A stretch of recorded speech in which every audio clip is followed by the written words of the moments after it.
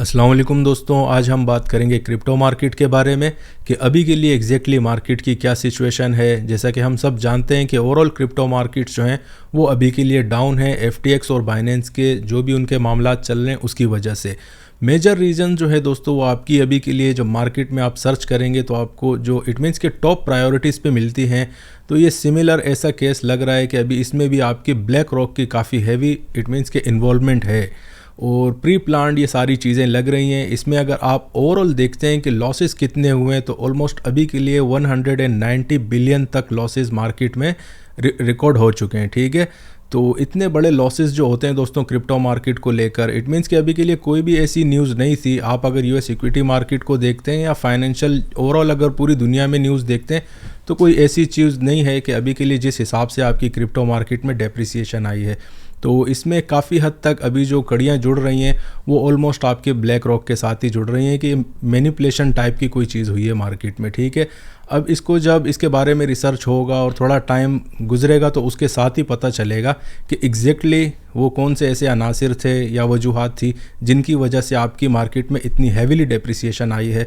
और तकरीबन कल जो मैंने आपको स्ट्रेटजी बताई थी ट्रेडिंग में, ऑलमोस्ट आप ऐसा समझे कि महीने डेढ़ बाद हमारे पास पहला स्टॉप लॉस हिट हुआ है।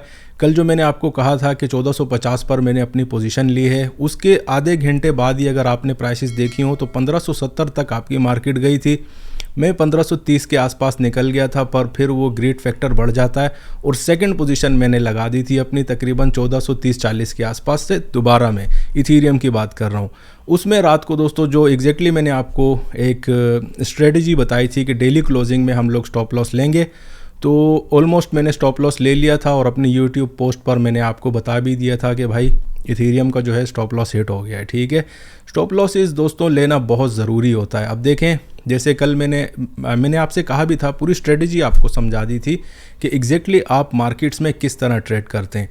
तकरीबन ओवरऑल अगर मैं इस 2-3 हफ्तों में देखता हूं तो इथीरियम में 25 से 30 ट्रेड हमारे लगे हैं। ठीक है, और यही मैं जो व्यूवर्स मेरे होते हैं उनको भी बताता हूं। उसमें ये अभी के लिए 2 स्टॉप लॉसेस हमने खाए, तो इतनी अच्छी एवरेज है माशाल्लाह से, अल्लाह का शुक्र है।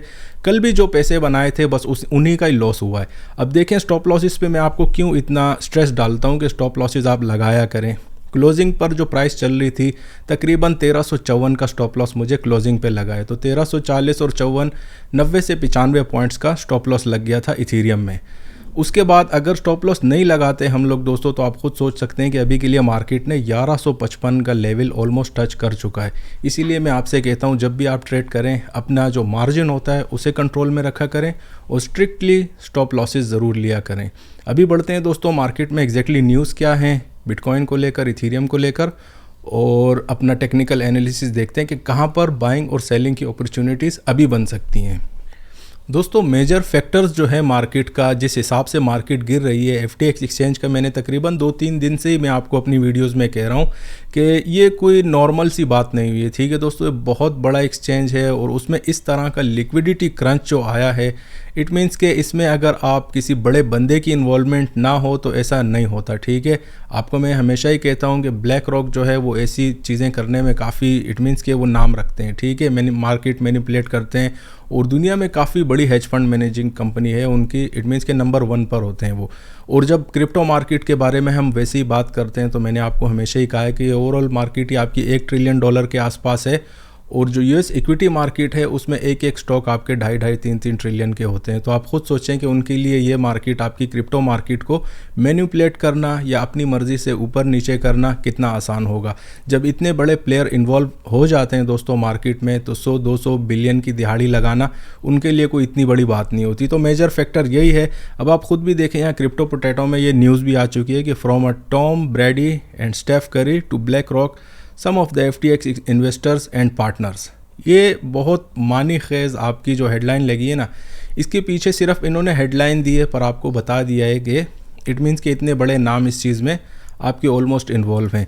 और अभी KuCoin के नाम से दोस्तों यूरोपियन एक बहुत बड़ा एक्सचेंज है, उसमें भी एक बहुत ख़राब न्यूज़ आई है कि major crypto exchange KuCoin raises user concerns, here's what is known. अब FTX के बाद देखें, एक बात मैं आपको अभी आज बता देता हूं कि क्रिप्टो मार्केट में ये डिजिटल एसेट्स और CBDCs की बातें जब मैं आपसे करता हूं तो मैंने आपको लास्ट टाइम भी कहा था कि दोस्तों जब CBDCs आएंगे, जो सेंट्रल बैंक डिजिटल कॉइन्स हैं, उनकी एंट्री जब लगेगी तो उसके लिए मार्केट की जो करंट प्राइसेस हैं ये बिल्कुल सूटेबल नहीं है, ठीक है। उनके अलग से एक्सचेंजेस होंगे और फेडरल रिजर्व की तरफ से। इट मीन्स कि कोई भी चीज़ अगर आपकी डिसेंट्रलाइज जोन में होती है तो उसको सेंट्रलाइज्ड अगर आप तरीके से नहीं आते तो फिर इस तरीके से मार्केट को लाना आता है, ठीक है।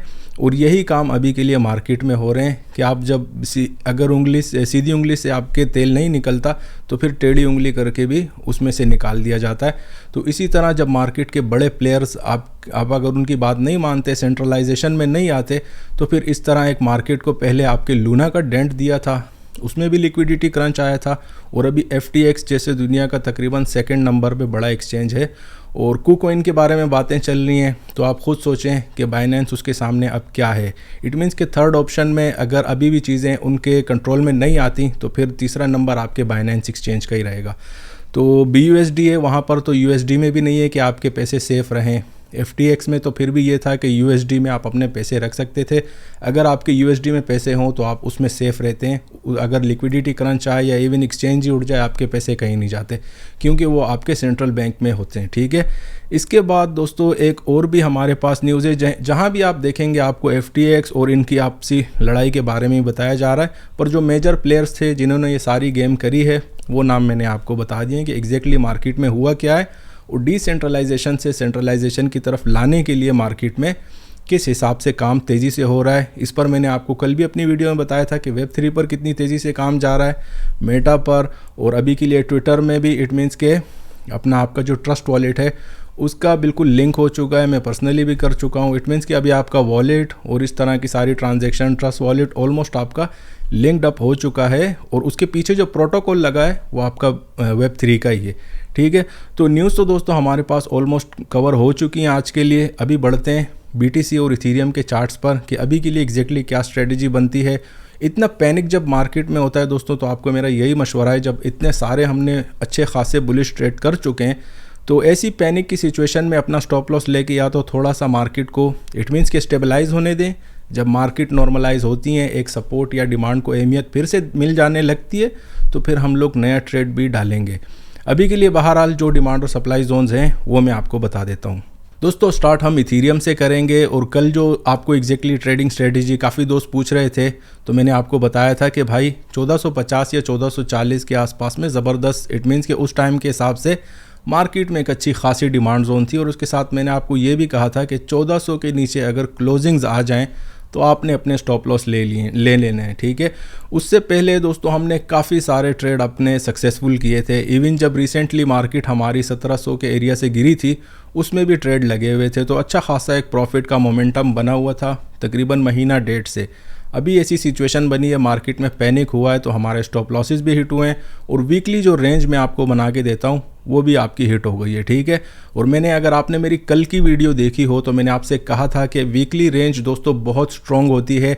अगर ये ब्रेक हो जाती है तो फिर मार्केट आपकी वही डायरेक्शन पकड़ती है। आप खुद भी देख सकते हैं कल मार्केट ने 1400 का लेवल ब्रेक किया है और उसके बाद 1155 तक गई है।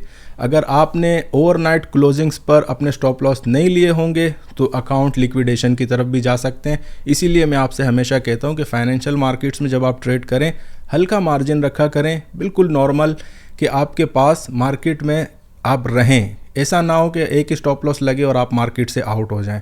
स्टॉप लॉस लाजिम लिया करें और अपना मार्जिन हल्का रखा करें। आप मार्केट में हमेशा रहेंगे, भले कुछ भी हो जाए मार्केट में।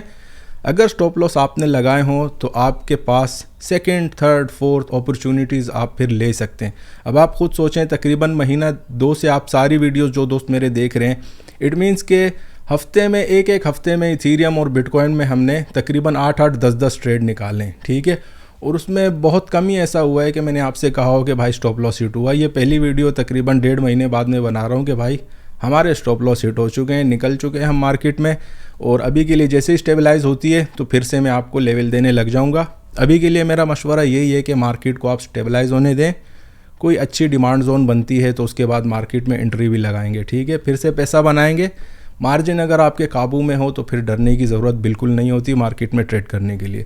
अभी के लिए इथेरियम की जो सिचुएशन है दोस्तों, 1200 का जो एरिया है ये आपका बहुत स्ट्रॉन्ग है इथेरियम में, ठीक है।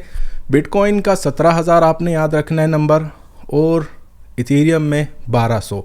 अब स्ट्रेटजी क्या बनेगी ट्रेड करने की? पहले तो मैं सजेस्ट नहीं करूंगा कि ऐसी मार्केट में आप ट्रेड करें, पर फिर भी किसी दोस्त को इट मीन्स के लंबे में अगर बाय करना चाहते हैं आप, तो एक अच्छी प्राइसेस हैं।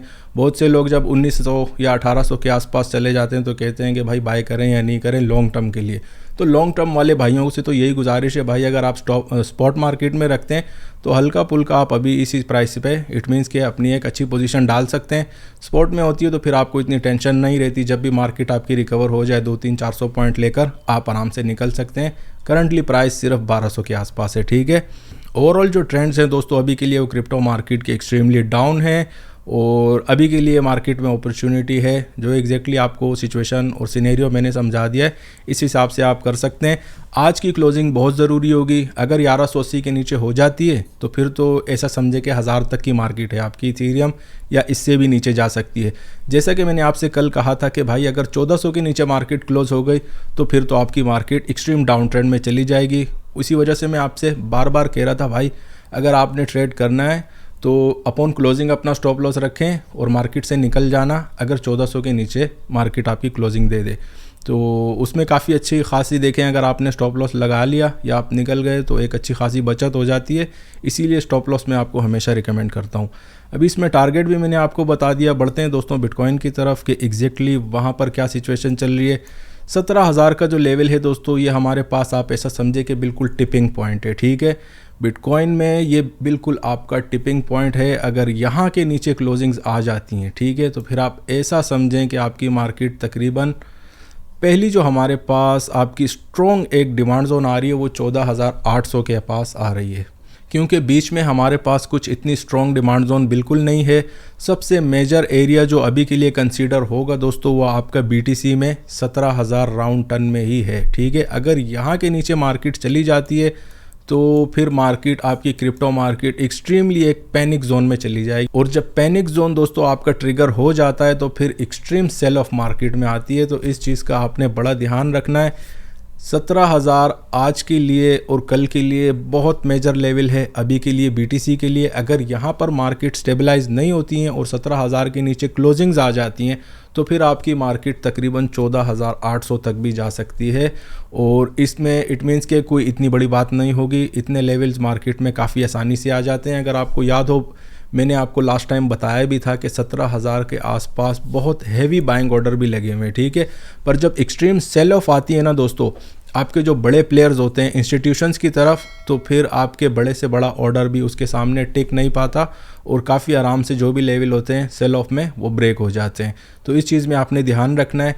डेली क्लोजिंग्स की वजह से ही आपको पता चलता है कि मार्केट में अभी के लिए कितनी स्टेबिलिटी है और कल की डायरेक्शन क्या बनने वाली है।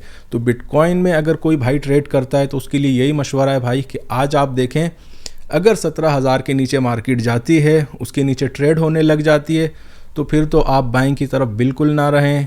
सबसे अच्छी स्ट्रेटजी यही होगी कि जब तक आपकी मार्केट स्टेबलाइज नहीं होती आप मार्केट से थोड़े दिन दूरी रहें।